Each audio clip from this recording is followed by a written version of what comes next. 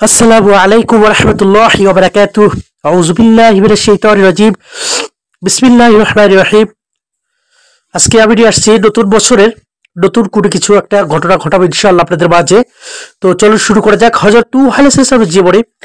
আসলে হযরত নূহ আলাইহিস সালামের শৈশবে জন্ম কোথায় কোথায় তিনি করেছেন এবং আল্লাহর পক্ষ থেকে তার কি হয়েছিল সেটার উপর আজকে আলোচনা করবো ইনশাআল্লাহ। চলুন দেরি করব না। ইসলাম হযরত আদম আলাইহিস থেকে হযরত নূহ আলাইহিস পর্যন্ত 10 শতাব্দীর ব্যবধানে ছিল। হযরত আদম আলাইহিস সালামের শেষ দিকে ক্রমবর্ধমানে মানবকুলের শিরক ও কুসংস্কারে আবির্ভাব ঘটে এবং তার প্রস্তুতি লাভ করে। ফলে তাদের সংশোধনের জন্য আল্লাহ হযরত নূহ আলাইহিস কে নবী রাসূল হিসাবে পাঠান। তিনি 950 বছরের দীর্ঘ বয়স লাভ করেছেন এবং সারা জীবন পথ ভোলা মানুষকে পথে আনার জন্য দাওয়াত অতিবাহিত করেন। কিন্তু তখনকার কোনো মানুষ তাকে প্রত্যাখ্যান করে। ফলে আল্লাহর গজবে তারা নিশ্চিহ্ন হয়ে যায়। এরপর আরো কয়েকটি কওম আল্লাহর অবাধ্যতার কারণে পরপর ধ্বংস হয়ে যায় এবং পৃথিবীতে যদি আদি যুগে ধ্বংসপ্রাপ্ত 6টি জাতির ঘটনা কোরআনে বিভিন্ন স্থানে বিবরণ হয়েছে এবং কোরআনের মাধ্যমে জগৎবাসী তাদের খবর জানতে পেরেছে, যাতে মুসলিম উম্মাহ পৃথিবীবাসী তা থেকে শিক্ষা গ্রহণ করে। উক্ত 6টি জাতি হলো কওমে নূহ, আদ, সামুদ, কওমে লূত, মাদিয়ান, কওমে ফিরআউন। অবশ্যই কোরআনের তালিকায় কওমে ইব্রাহিমও কথা এসেছে। তওবা 970।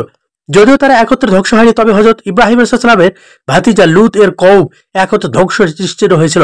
আমরা এখানে প্রথমে হযরত নূহ আলাইহিস সালামের তার কওম সম্পর্কে আলোচনা করব। হযরত নূহ আলাইহিস সালামের পরিচয়। হযরত নূহ আলাইহি ওয়াসাল্লাম ছিলেন পিতা হযরত আদম আলাইহিস সালামের 10ম অথবা 8ম অধস্তন পুরুষ। তিনি ছিলেন দুনিয়াতে প্রথম রাসূল।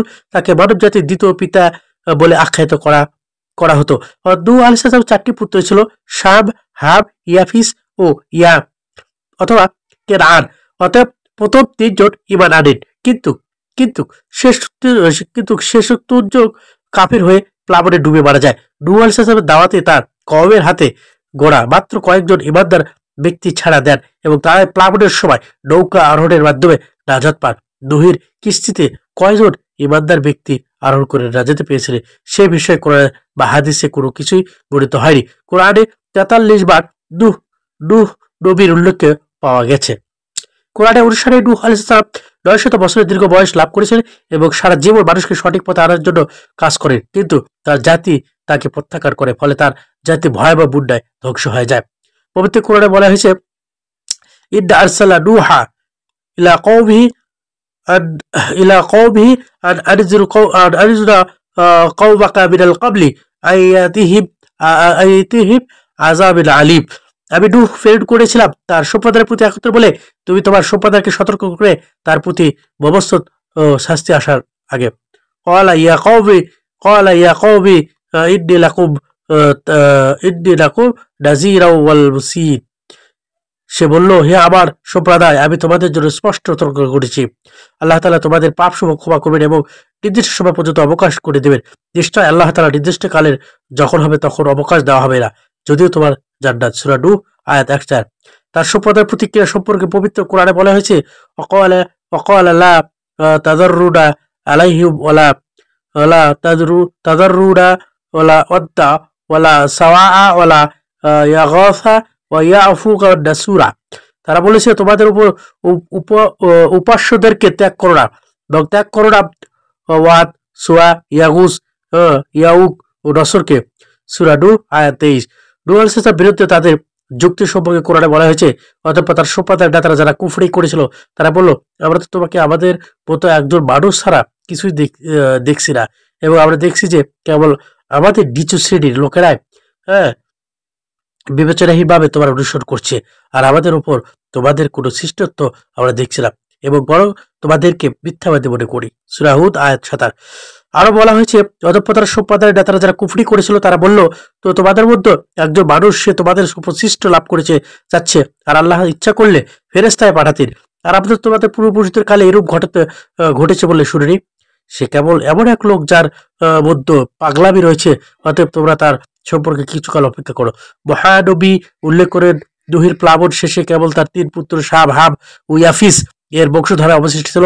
রাসূল পাক সাল্লাল্লাহু আরো বলেন যে, শাম আরবের পিতা, হাম হচ্ছে হাবশার পিতা এবং ইয়াফিস হচ্ছে রোমকদের গ্রিক পিতা।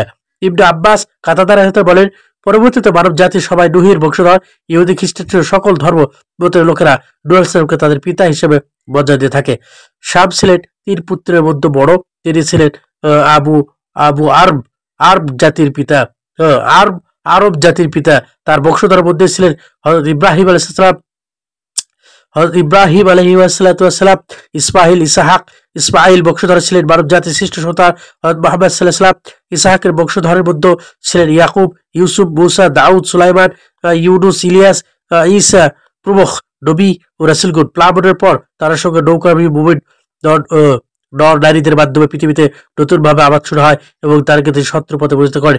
এই কারণে তাকে মানব জাতির দ্বিতীয় পিতা বলা হয়। আদম আলাইহিস সালাম 960 বছর বেঁচে ছিলেন এবং নূহ আলাইহিস সালাম 950 বছর জীবন পেয়েছিলেন। উল্লেখ্য যে আদম আলাইহিস সালাম এর দীর্ঘ বয়স আল্লাহর বিশেষ দান ও তাদের মর্যাদা স্বরূপ ছিল। নূহ আলাইহিস সালাম পুরুষারক ক্রমিক বয়স তার ন্যায় দীর্ঘ ছিল না। নূহ আলাইহিস সালাম ইরাকের মুসিল নগরীতে শিয়া সম্প্রদায়ের সঙ্গে বসবাস করতেন। উল্লেখ্য যে হযরত নূহ আলাইহিস সালাম সম্পর্কে পবিত্র কোরআনে 28টি সূরায় 81টা আয়াত বর্ণিত হয়েছে। তো ইনশাআল্লাহ আমরা নূহ আলাইহিস সালামের মতো তার 3 ছেলে এবং 1 পুত্র কাফির হয়ে মারা গেছে। আর 3 পুত্র ইনশাআল্লাহ এখনো বিস্তার থাকবে। তারই অনুসারে আমরা বনি ইসরাইল আছে, ইব্রাহিম আলাইহিস সালাম, নূহ আলাইহিস সালাম এবং মুহাম্মদ সাল্লাল্লাহু আলাইহি ওয়াসাল্লাম পর্যন্ত তাদের বংশধর হিসেবে চলে আসছে। তো ইনশাআল্লাহ এর উপর আমল করার তৌফিক দান করুক। ওয়া আখিরি দাওয়ানা আলহামদুলিল্লাহ। সবাই ভালো থাকবেন, সুস্থ থাকবেন এবং আমার চ্যানেলকে সবাই সাবস্ক্রাইব করবেন। বিশেষ করে ভালো লাগলে অবশ্যই লাইক